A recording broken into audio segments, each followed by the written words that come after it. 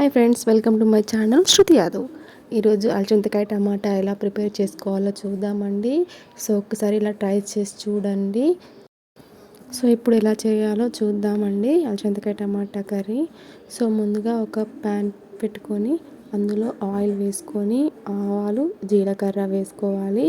So అవి కొంచెం గోలిన తర్వాత పచ్చిమిర్చి కూడా వేసుకోవాలి. సో తర్వాత ఆనియన్స్ కూడా వేసుకొని ఇలా ఒక్కసారి మిక్స్ చేసుకోవాలి.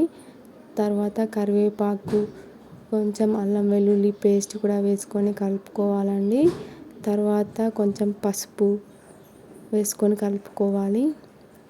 సో ఇలా కలుపుకున్న తర్వాత మనం కట్ చేసి పెట్టుకున్న టమాటాస్ని కూడా యాడ్ చేసుకొని ఇలా మిక్స్ చేసుకోవాలి. సో ఇవి ఉడికించినవండి అలసందలు. సో ఉడికించిన తర్వాత అందులో వేసాను. సో ఒకసారి కలుపుకొని సరిపడా సాల్ట్, కారం కూడా వేసుకోవాలి. సో ఒకసారి ఇలా మిక్స్ చేసుకుందాం టోటల్గా కలిసేలాగా. ఇలా 3 to 4 minutes ఉడికిన తర్వాత కొంచెం వాటర్ యాడ్ చేసుకొని కలుపుకోవాలి. ఇలా కొంచెం ఉడికాక అందులో ధనియాల పొడి వేసుకొని కలుపుకోవాలి. అలాగే కడిగి పక్కన పెట్టుకున్న కొత్తిమీర కూడా వేసుకోవాలండి.